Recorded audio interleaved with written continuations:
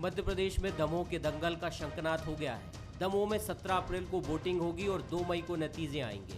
इस सीट पर लोधी वोट बड़ा चुनावी फैक्टर है। दमोह की हार जीत से सत्ता के गणित में कोई असर नहीं पड़ने वाला है। बावजूद इसके यहाँ इस बार मुकाबला दिलचस्प होगा। दमोह में बीजेपी और कांग्रेस दोनों ही तरफ घर का दंगल किसी से छिपा नहीं है। 7 बार से चुनाव जीते जयंत मलैया जैसे कद्दावर नेता को चुनाव हराने वाले राहुल सिंह लोधी भी कांग्रेस छोड़ बीजेपी में आ गए। बीजेपी से अब वे प्रत्याशी होंगे, इसमें कोई शक नहीं है। खुद मुख्यमंत्री शिवराज सिंह चौहान भी इसका ऐलान कर चुके हैं। भारतीय जनता पार्टी का कार्यकर्ता 24 घंटे तैयार रहता है। जीत भारतीय जनता पार्टी की सुनिश्चित है। प्रत्याशी की घोषणा पार्टी हाईकमान को करना है। हम सब पूरी ताकत के साथ जुटेंगे और भारतीय जनता पार्टी के प्रत्याशी की बहुमत से जीत कर उसको लाएंगे। उपचुनाव की तारीख का ऐलान होते ही कांग्रेस ने भी तैयारियां शुरू कर दी हैं। कांग्रेस ने चुनाव संचालन के लिए पूर्व मंत्री ब्रजेंद्र सिंह राठौड़, विधायक रवि जोशी और संजय यादव को जिम्मेदारी दी है। इतना ही नहीं, कांग्रेस में टिकट के दावेदारों के नामों पर भी चर्चाओं का दौर शुरू हो गया है। बीजेपी से कांग्रेस में आए अवधेश प्रताप सिंह, जिला अध्यक्ष अजय टंडन, रत्नेश जैन दावेदार माने जा रहे हैं। विचार विमर्श के बाद जो सबकी राय आएगी और जो बढ़िया उम्मीदवार है उसको जो है हम लोग मैदान पर लाने के लिए अनुशंसा करेंगे। डीजल 100 रुपये के पार हो गया, पेट्रोल 100 रुपये के पार हो गया, गैस सिलेंडर 1000 रुपये पहुँचने वाला है, महंगाई सारे रिकॉर्ड तोड़ रही है। ये उपचुनाव नेताओं की आस्था के इम्तिहान का भी चुनाव होगा। जो नेता पहले जिनके खिलाफ थे अब वो साथ साथ एक पार्टी में हैं। क्या उनकी एक दूसरे में आस्था होगी, ये बड़ा सवाल है। इसके साथ ही ये उपचुनाव तय करेगा कि दमोह में राजनीतिक वर्चस्व किसका चलेगा। इस सीट पर बीजेपी से आस्थावानों की लंबी फहरिस्त है। ये सीट प्रहलाद पटेल के संसदीय क्षेत्र में आती है। कैबिनेट मंत्री गोपाल भार्गव और पूर्व मंत्री जयंत मलैया का इस क्षेत्र में दबदबा है। पूर्व सीएम उमा भारती भी इस क्षेत्र को अपना मानती है। इस बार वे किसका चुनाव करेंगे ये देखना होगा। तो वजूद की जंग, आस्था किसके संग और विरासत बचाने का रण वाले इस उपचुनाव में आगे आगे होता है क्या, देखते जाइए। बासु चोरे के साथ bureau report, Bansal news.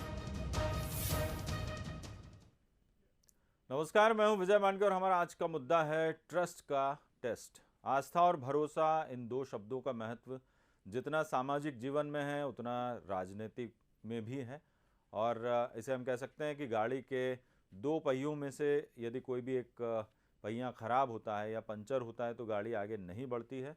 Damoh उपचुनाव में ये दोनों शब्द कसौटी पर परखे जाएंगे, इसमें कोई दो राय नहीं है। और वैसे दमोह उपचुनाव में कोई भी जीते कोई भी हारे, सत्ता के गणित पर इसका कोई फर्क नहीं पड़ने वाला है। लेकिन इस चुनाव से कई दिग्गजों की आस्था दांव पर है। भरोसे के किले भी ध्वस्त होंगे या कायम होने वाले हैं, क्योंकि उपचुनाव में दलों के बीच दंगल है तो दलों के भीतर भी वजूद की जंग है। चर्चा आज इसी अहम मुद्दे पर, और हमारे साथ मेहमान जुड़ गए हैं, उनसे आपका परिचय करा दूं। ग्वालियर से हमारे साथ जुड़े हैं आशीष अग्रवाल, प्रवक्ता है बीजेपी के। बहुत स्वागत करता हूं आशीष जी। अब्बास हफीज़ हैं, प्रवक्ता है कांग्रेस के, युवा नेता हैं, जो मेरे साथ स्टूडियो में हैं। अब्बास, बहुत स्वागत है आपका। शिव अनुराग पटेरिया, वरिष्ठ पत्रकार, राजनीतिक विश्लेषक। और दमोह से मनीष सोनी, हमारे संवाददाता, जुड़े हुए हैं। चर्चा को आगे बढ़ाने से पहले एक ज़रा ग्राउंड रिपोर्ट ले लेते हैं। मनीष हमारे साथ हैं। मनीष, कैसी तैयारियां देख रहे हैं आप, जब चुनाव का ऐलान अभी एक ही दिन पहले हुआ है और ठीक आज से 1 महीने बाद 17 अप्रैल वोटिंग होगी, तो क्या तैयारियां हैं दोनों ही दलों की तरफ से?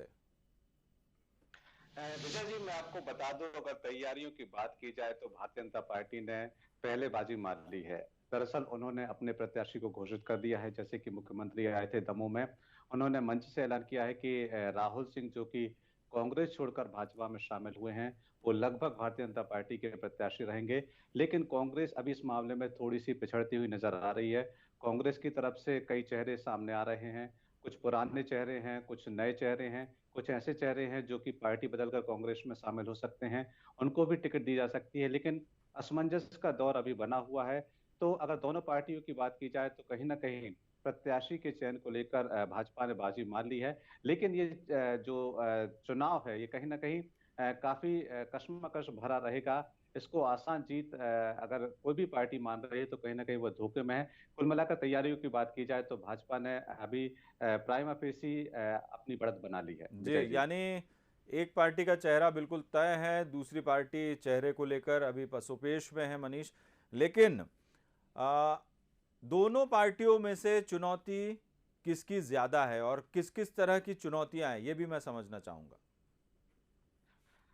विजय जी, अगर भाजपा की बात की जाए तो कहीं ना कहीं भाजपा ने अपने प्रत्याशी का ऐलान जरूर कर दिया हो, लेकिन पार्टी में अंदर काफी मतभेद नजर आ रहा है। जैसे कि पहले आपने देखा होगा कि जब भी पर्यवेक्षक दमोह पहुंचे तो कहीं ना कहीं पूर्व वित्त मंत्री जयंत कुमार मल्ल्या के समर्थकों द्वारा उनके पक्ष में नारे लगाए गए, उनके लिए टिकट की मांग की गई और कहीं ना कहीं ये जो कवायद है काफी लंबे समय तक चली। तो ये एक बड़ा नुकसान जो भाजपा को हो सकता है कि कहीं ना कहीं जो मलैया खेमे के जो लोग हैं वो कहीं ना कहीं असंतुष्ट नजर आ रहे हैं। तो ये एक भाजपा के लिए एक बड़ी समस्या हो सकती है आगामी चुनाव में।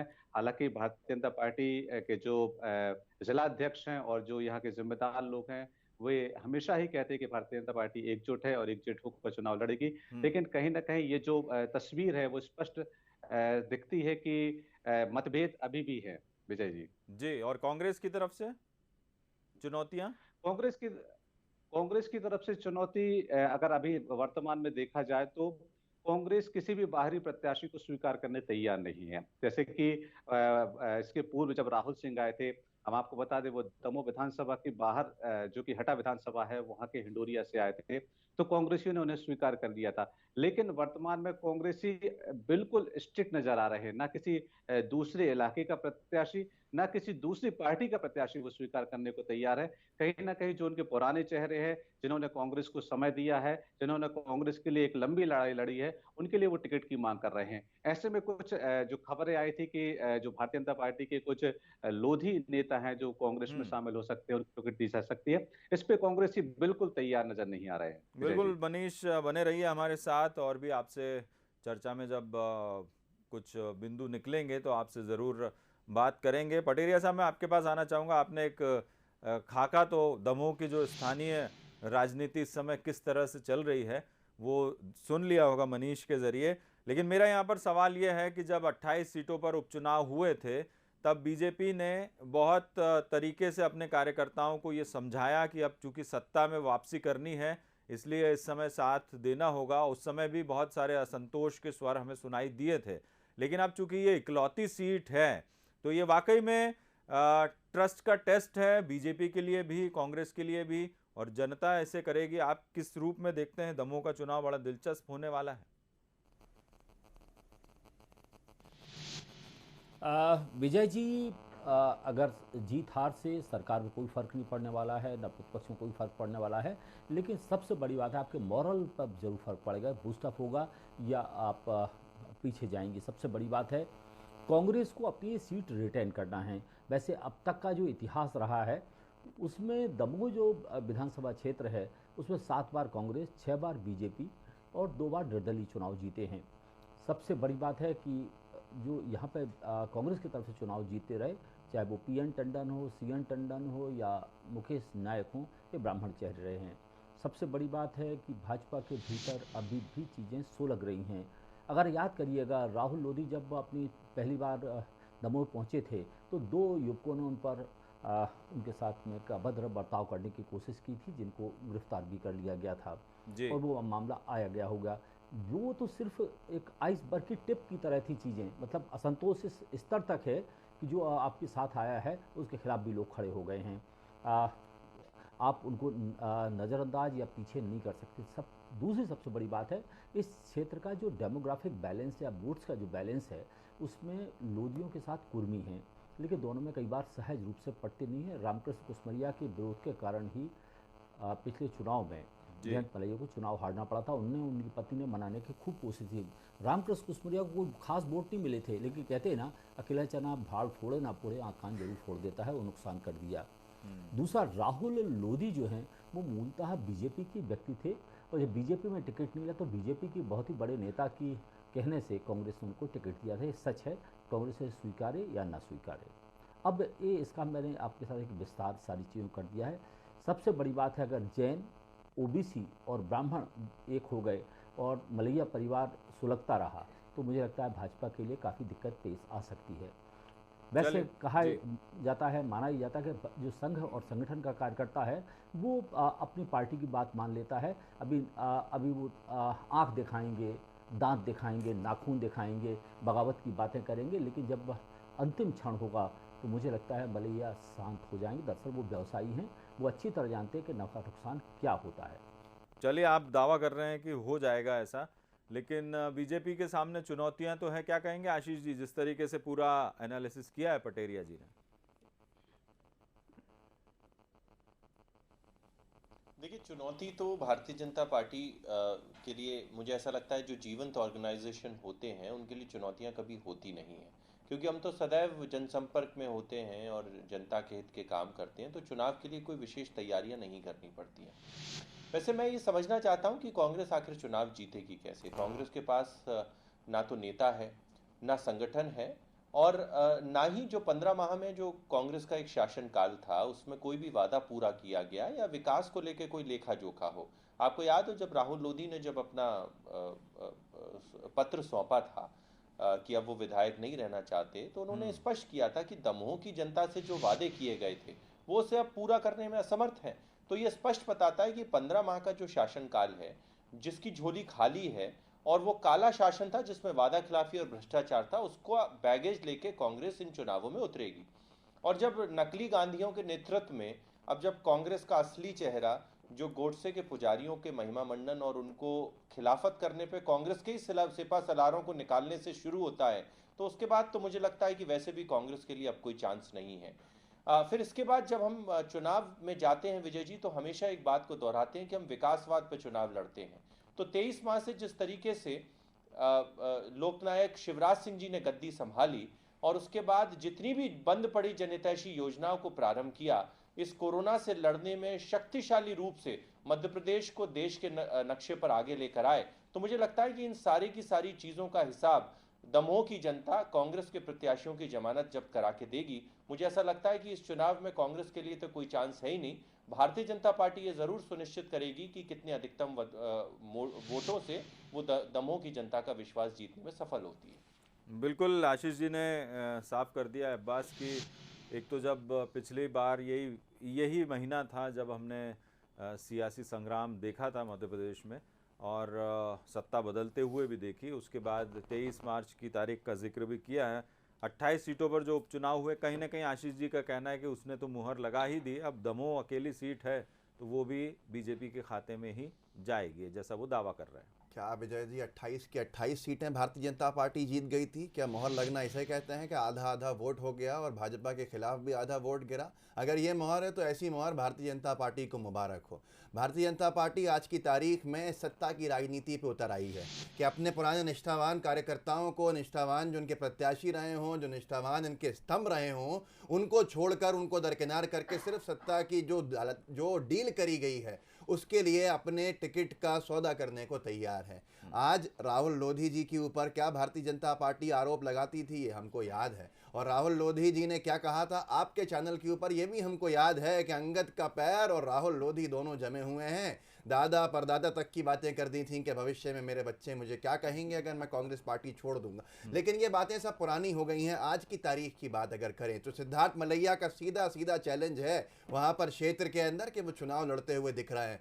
दमोह में त्रिकोणीय मुकाबला होना है। भारतीय जनता पार्टी का एक घोषित उम्मीदवार होगा, दूसरा अघोषित उम्मीदवार होगा। जब 3 उम्मीदवारों के बीच में मुकाबला होगा तो कांग्रेस का वोट वहां इंटैक्ट है, क्योंकि जयंत मलैया जी जैसे कद्दावर नेता, इतने वरिष्ठ नेता भाजपा के, जो कई बार विधायक रहे, कई बार मंत्री रहे, अच्छे वित्त मंत्री रहे, उनका भी जीत का मार्जिन जो होता था 500-600 हुआ करता था। सिर्फ 500 वोटों से वो जीतते थे। कोई बड़ा मार्जिन नहीं है भारतीय जनता पार्टी का उस सीट पर। और वो मार्जिन 2 लोगों के अंदर, वो वोट बैंक दो प्रत्याशियों में जब बटेगा तो सीधे सीधे कांग्रेस अपने इंटैक्ट वोट से वहां पर उस जीत का परचम फहराएगी और कांग्रेस के साथ जनता है। तो चेहरा अभी आपका तय नहीं है, चेहरा ढूंढने में ऐसी मुश्किलें आ रही हैं, जैसा कि मनीष भी बता रहे थे। अच्छी रणनीति एकदम नहीं कर दी जाती है। भारतीय जनता पार्टी की मजबूरी थी। भाजपा का पहले से चेहरा डिसाइडेड था। हम सब जानते थे कि राहुल लोधी प्रत्याशी होंगे। वो देर करें या समय लें या जल्दी करें, उनकी मजबूरी है। उनको टिकट की घोषणा 17 अप्रैल को चुनाव है।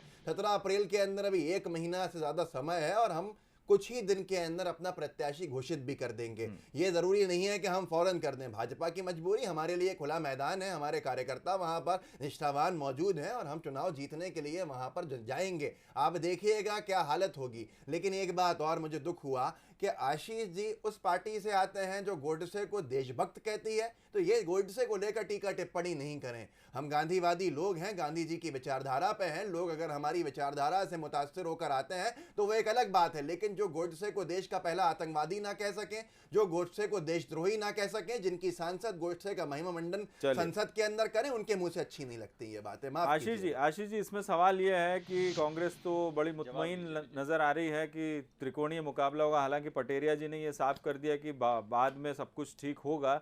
क्या ये चुनौती है, मानते हैं आप? देखिए, मुतमईन कितनी है आपने देखा होगा कि अरुण यादव कमलनाथ का विरोध कर रहे हैं और जिन गोडसे के पुजारियों का महिमा मंडन का खिलाफत जिस निष्ठावान कार्यकर्ता ने कांग्रेस में की, उसको निकाल दिया। गोडसे को छोड़िए, दमों पे आइए। गोडसे की बात चली तो मैं बड़ा स्पष्ट कर दूं, देखिए भारतीय जनता पार्टी हर हत्यारे को हत्यारा मानती है, चाहे वो महात्मा गांधी जी के हत्यारे हों या फिर 1984 में सिखों को दौड़ा दौड़ा के मारने वाले कांग्रेस के नेता हों। और कांग्रेस ने तो सदैव हत्यारों का महिमा मंडन किया है और उनको राजनीतिक संरक्षण प्रदान किया है। जनता जानती है गोडसे की राजनीतिक संरक्षण आपने प्रदान किया है। वर्तमान में आपके पूर्व मुख्यमंत्री भी उनके दामन पे नहीं दागे 1984 के दंगों के, तो हत्यारों के लिए सिलेक्टिविज्म मत रखें। आप बुंदेलखंड की बात कीजिए, बुंदेलखंड पैकेज की बात कीजिए, ये सारी चीजों के अंदर मुझे मालूम है आप अपना आपा खो देंगे। देखिए, आप कहिए ना कि 1984 के हत्यारे भी अस्वीकार हैं। 1984 में सिखों को मार के दौड़ा के टायर डाल के मारने वाले आपके नेता, क्या उनका महिमा मंडन स्वीकार होना चाहिए? क्या उनका राजनीतिक संरक्षण कांग्रेस ने नहीं दिया? आतंकवादी नाथुराम गोडसे, मेरे ख्याल से ये गोडसे पे तो चर्चा हो रही है। हम पार्टी ने शामिल किया, उन्होंने पूरे देश ने देखा है।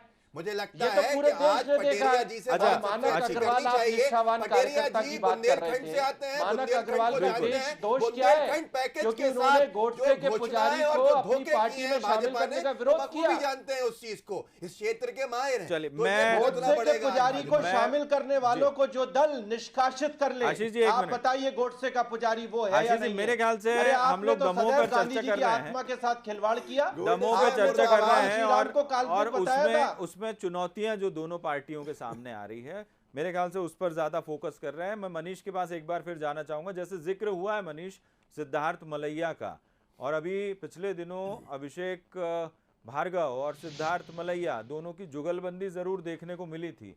कितना बड़ा फैक्टर होगा? हालांकि पटेरिया जी इस बात से इत्तेफाक नहीं रखते कि ज्यादा कुछ विद्रोह होगा, लेकिन अभी की स्थिति में आप क्या देख रहे हैं? विजय जी, मैं आपको बता दूं कि सिद्धार्थ मलैया के तेवर शुरू से ही आक्रामक नजर आ रहे हैं। जैसा कि आपने बताया कि अभिषेक भार्गव और सिद्धार्थ मलैया के एक संयुक्त कार्यक्रम जो कि कोरोना वॉरियर्स सम्मान कार्यक्रम आयोजित हुआ था, ये भी दमोह में एक चर्चा का विषय बना रहा। इसके अलावा सिद्धार्थ मलैया की एक आशीर्वाद यात्रा थी। वे भारतीय जनता पार्टी के वरिष्ठ सदस्यों के पास पहुंचे, वे दमोह के वरिष्ठ नागरिकों के पास पहुंचे, उनकी नब्ज टटोली, आगामी समय में उन्हें क्या करना चाहिए इस विषय में उन्होंने चर्चा भी की। तो कहीं ना कहीं सिद्धार्थ मलैया का जो अभी तक जो रवैया नजर आया है वो आक्रामक नजर आया है। तो ये आक्रामकता कितनी कायम रहती है आगामी समय में, जो कि चुनाव नजदीक आ रहा है। हालांकि सिद्धार्थ मलैया द्वारा अभी तक कोई आधिकारिक रूप से कोई घोषणा नहीं की है। हालांकि आज कोई एक प्रेस वार्ता उनकी आयोजित होनी थी, लेकिन किसी कारणवश वो टल गई है। आगामी समय में वो क्या ऐलान करने वाले हैं, क्या कहने वाले हैं, ये तो भविष्य की गर्त में है, लेकिन कहीं ना कहीं उनके तेवर अभी भी आक्रामक नजर आ रहे हैं। अच्छा विजय जी, मलैया परिवार ने राहुल सिंह के साथ क्या मंच अभी तक साझा किया है? और जो मुख्यमंत्री का कार्यक्रम था उसमें तो नजर आए थे जयंत मलैया। बिल्कुल बिल्कुल। हालांकि अगर मलैया परिवार की बात की जाए तो काफी अनुभवी ये परिवार है राजनीति में। इस तरह की बातें जो कि मंच साझा न करना, इस तरह की बातें नजर बहुत कम आती हैं। मुख्यमंत्री के कार्यक्रम में भी पूर्व वित्त मंत्री जयंत कुमार मलैया उसी मंच पर थे जिस पर राहुल सिंह थे। इसके अलावा भी कई मंच ऐसे देखने को मिले जब उन्होंने मंच साझा किए। लेकिन जो उनके पुत्र की बात की जाए, सिद्धार्थ मलैया की बात की जाए, उनके तेवर शुरू से ही आक्रामक हैं और वर्तमान में भी आक्रामक नजर आ रहे हैं। क्या उनका भविष्य में स्टंट रहेगा, किस ओर वो जाएंगे, क्या निर्दलीय की ओर जाएंगे या बिल्कुल। फिर पार्टी बदलेंगे या अभी फिर अपने भाजपा के साथ रहेंगे, ये अभी पत्ते कुछ साफ कहा नहीं जा नहीं किए, सकता। पत्ते नहीं जी। खोले हैं। पटेरिया जी, सवाल यही है, आपने कहा कि व्यवसायिक घराने से आते हैं, जयंत मलैया जानते हैं, राजनीति को बेहतर तरीके से समझते हैं, लेकिन एक बात ये भी तो है कि यदि इस दमोह सीट का परिणाम बीजेपी के, मान लीजिए, अभी मैं कुछ कह नहीं सकता, एक कयास जरूर लगा रहा हूं कि दमोह सीट का परिणाम बीजेपी के ही पक्ष में जाता है, तो बहुत सी राजनीतिक भविष्य जो है वो खतरे में होगा, खत्म हो जाएगी राजनीति, ऐसे कयास भी लगाए जा रहे हैं। निश्चित तौर पर लगाए भी जाने चाहिए। पिछले जो 28 में से 25 क्षेत्र ऐसे थे जिनमें कांग्रेस से आए हुए लोग भाजपा के प्रत्याशी बने थे। भाजपा के एक बहुत ही बड़े नेता के साथ मेरी बातचीत हुई थी। उनका कहना है कि आक्रोश सहज और स्वाभाविक है। कोई अपनी जमीन दूसरों को गिफ्ट कैसे कर देगा? कोई बारात लेके आए और सारा हमारा सब कुछ लेके चला जाए, संभव नहीं है। सबसे बड़ी बात है, लेकिन उन्होंने एक बात और कही थी, संघ और संगठन भाजपा के नाभि केंद्र हैं, ऊर्जा केंद्र हैं और संचालन केंद्र हैं। सबसे बड़ी बात है, हर कोई अच्छी तरह जानता है कि अगर आप बगावत करेंगे तो भाजपा के बाहर जाके आपको रामकृष्ण कुशमरिया ही बनना पड़ेगा उस इलाके में। देखिए, भाजपा और कांग्रेस के कार्यकर्ताओं के बीच में फर्क है। कांग्रेस अपनी संभावना एक बात से तलाश सकती है कि सिद्धार्थ कुछ करें ना करें, चुपचाप बैठ जाएं और एक ऐसा पोलराइजेशन हो जाए कि जिसमें जैन, ब्राह्मण और अल्पसंख्यक एक हो जाएं, तो भाजपा की सारी ताकत को पसीना आ जाएगा। लेकिन क्या ऐसा हो पाएगा? क्या सिद्धार्थ घर बैठ पाएंगे? क्या वो असंतुष्टों की सरगना बन पाएंगे? दरअसल अभी कुल मिला के अपने हिस्से की ताकत वो देखना चाहते हैं और उसके हिसाब से बार्गेन करना चाहते हैं। चलिए, लेकिन फिर मैं कहूँगा, मध्य प्रदेश की जो प्रेजेंट लीडरशिप है तो बहुत ही सधे हुए अंदाज में आगे बढ़ रही है। बिल्कुल बिल्कुल बिल्कुल। मेरी टिप्पणी है, बड़े गंभीर बात कही है, बहुत गहरी बात कही है पटेरिया साहब ने कि वो व्यवसायी हैं। ये समझना होगा कि आज व्यवसायी अगर है तो किस तरह से भाजपा की सरकार उसको डंडा करके सीधे रास्ते पर लाने का काम करती है। मतलब सत्ता का दुरुपयोग जो हो रहा है ये अच्छा नहीं है राजनीति के अंदर, और ये बहुत सारी जगह पे देखने को मिला है, जिसके उनकी भी राजनीतिक समझ है वो, चलिए ठीक है, लेकिन उनकी भी राजनीतिक समझ है, वो कुछ सोच समझकर ही फैसला लेंगे, ऐसा पटेरिया जी का कहना है। लेकिन कह रहा हूं कि इसमें गहराई बहुत है, जो बहुत सी चीजें बोली नहीं जाती हैं, लेकिन जिस तरह से भाजपा की सरकारें चल रही हैं ये पूरे देश के अंदर है। जी पटेरिया जी। विजय जी, जी आशीष जी, देखिए इस तरह के तौर पर मुझे लगता है कि जो निराधार कयास है कि भारतीय जनता पार्टी में किसी भी तरीके की टूटन होगी, वो मुझे लगता है कि 28 उपचुनावों में भी बहुत लगते रहे, और उसका परिणाम आपने देख लिया होगा कि भारतीय जनता पार्टी अच्छा है नहीं, उसका आधे वोट शेयर पे रह गए। देखिए, जो दल नेता आधारित नहीं विचारधारा आधारित होते हैं, आधे वोट शेयर पे रह गए। दूसरी बात देखिए, कांग्रेसी मित्र ने अभी जो भावनाएं जाहिर की हैं, उससे देखिए ये तो स्पष्ट हो गया है कि कांग्रेसी में खुद इतनी ताकत नहीं है, वो त्रिकोणीय मुकाबला चाहते हैं। तो जिस दिल्ली में छलांग लगाने की हिम्मत नहीं होती, वो छीका टूटने का इंतजार करती है, और छीका ऐसे नहीं 500 का मार्जिन है, आपका सिर्फ 400-500 वोटों का नहीं, लेकिन मलैया, जयंत मलैया जी के नेतृत्व में ये चुनाव लड़ा जाएगा, और ये चुनाव भारतीय जनता पार्टी का कार्यकर्ता जीतेगा, भारतीय जनता पार्टी की विचारधारा लड़ेंगे।